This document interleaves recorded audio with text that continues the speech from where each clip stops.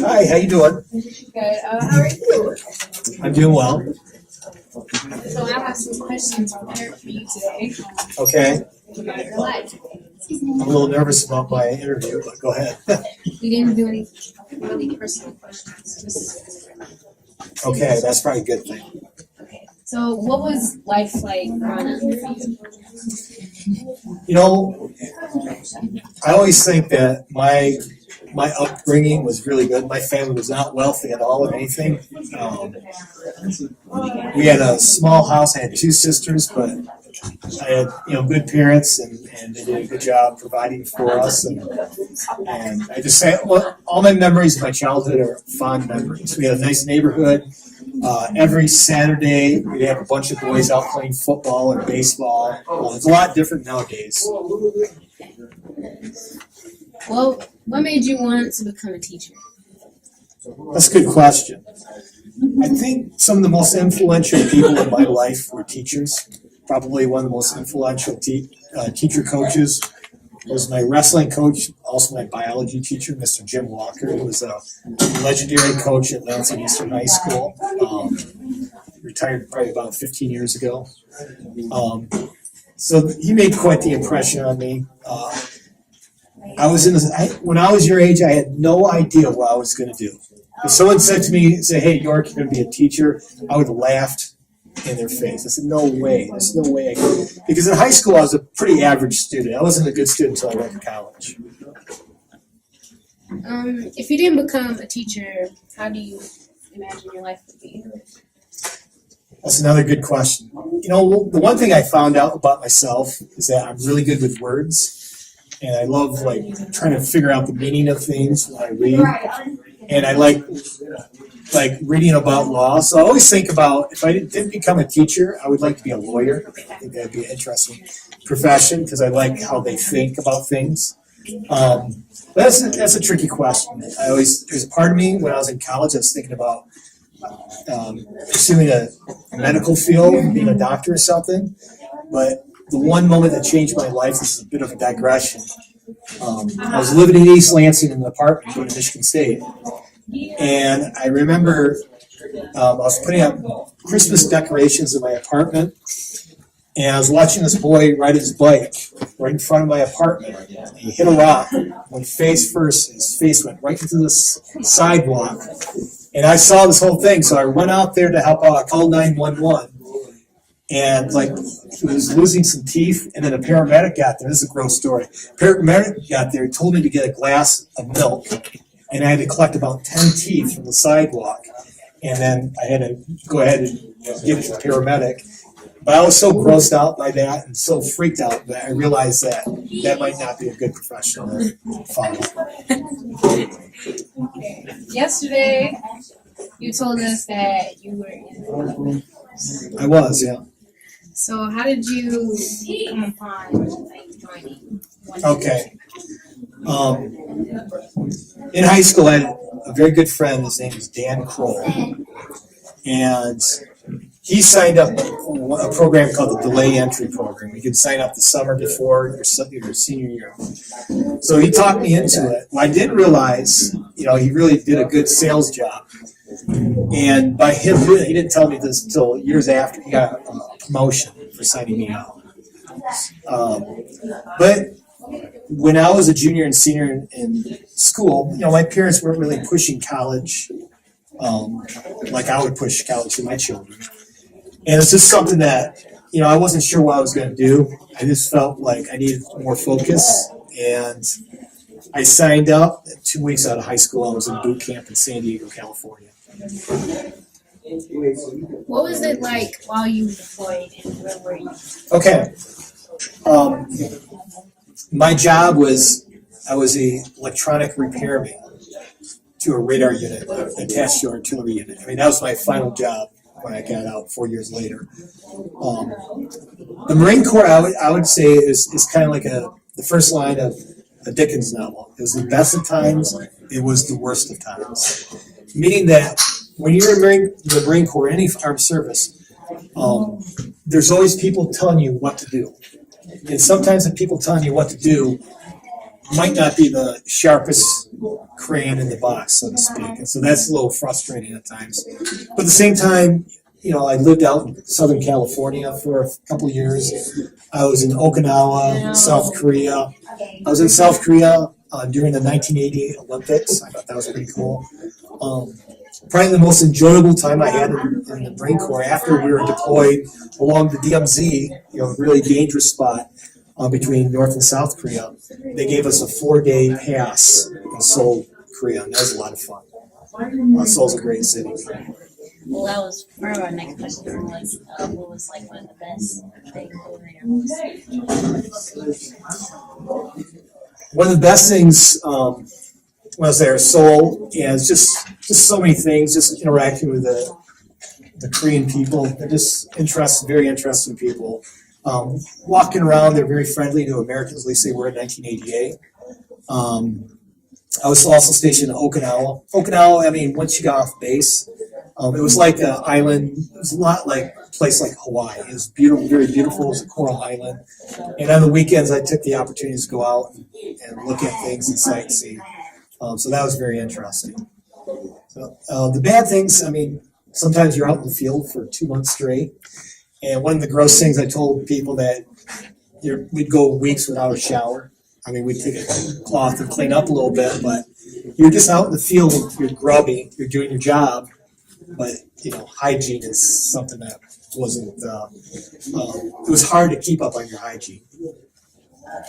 So my first question is, what was the greatest success you've had in teaching? Great success in teaching. I've had, there's a lot of things that happen in a career of a teacher. Every year there's successes. There are successes. The most recent one that really kind of inspired me was last year. I had a young lady who was failing multiple classes, had a history of failure, and it was also a peer-to-peer tutor that helped out as well. But just talking to her one-on-one, trying to figure out what was the underlying issue, we solved that underlying problem, and she started finding success in the classroom. And it wasn't just me, it was other people helping the student along. But what we took as a student that maybe failed well over 50% of her high school classes, all of a sudden the light bulb went off, and she started just doing quite well in all her classes. As we speak right now, she's for the last year, B average student. This is a remarkable turnaround. So anytime we see a student that can turn things around like that because of things that we do, that is very gratifying. That kind of has something to do with our next question, which is, how do you modify teaching to reach students who are struggling to become a great? There was a time when I thought, this was my mindset, early in my teaching career, I said, well, if the student's not up to snuff, they're not up to snuff, meaning that if you can't get the basic requirements, then that's on you. The one thing that, and a lot of schools are like the one thing I think what makes Waverly special about the staff here, we do a lot of things to make the students successful. If a student has what's called an IEP, by law, I have to do certain accommodations. I have to maybe shorten a test, maybe a writing assignment, make it a little bit less. Maybe a reading assignment, break it down into smaller chunks, stuff like that. I think teachers do that all the time.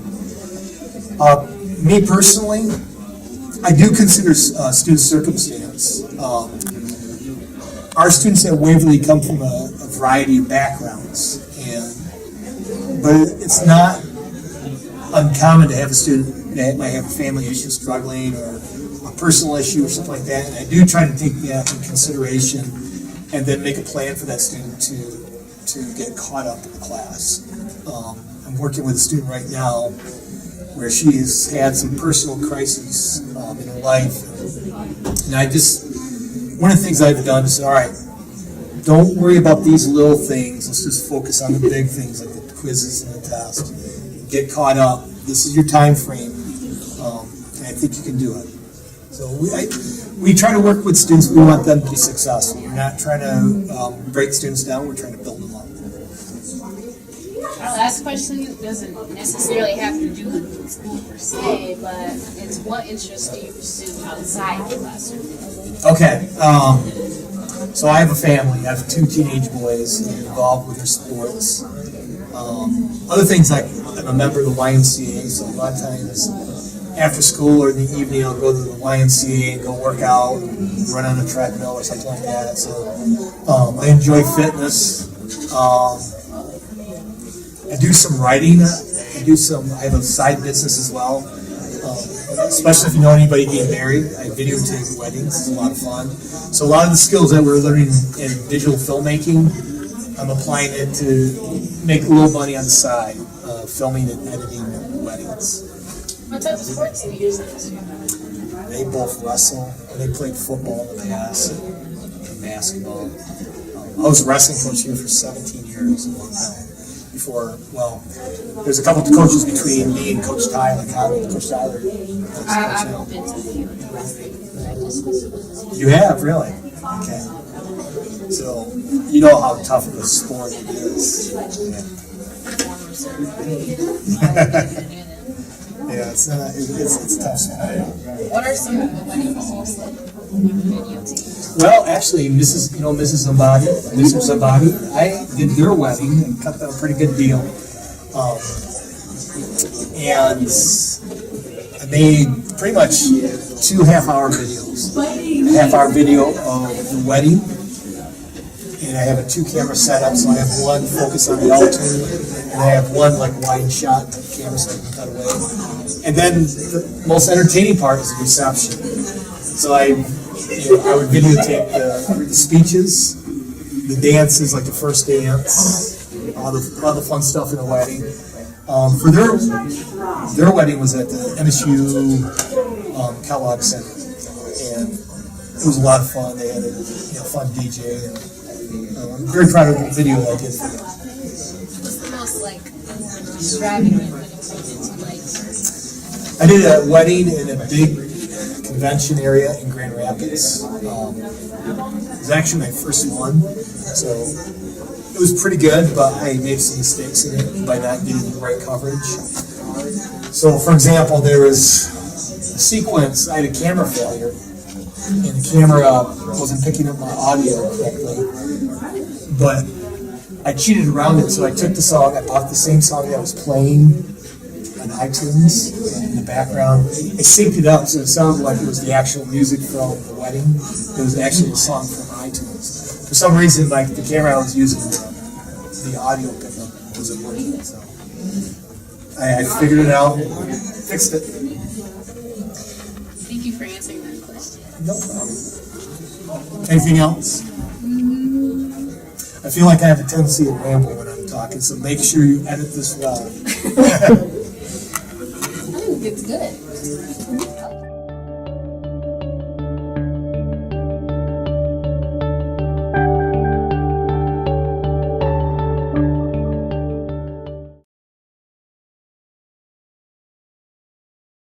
She was failing every one of her academic classes. Everybody was, gentlemen, quiet on the set.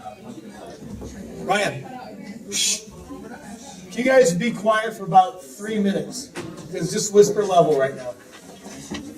All right, don't put that in the documentary. All right, one more recent success that I've had is last week. Let me start over.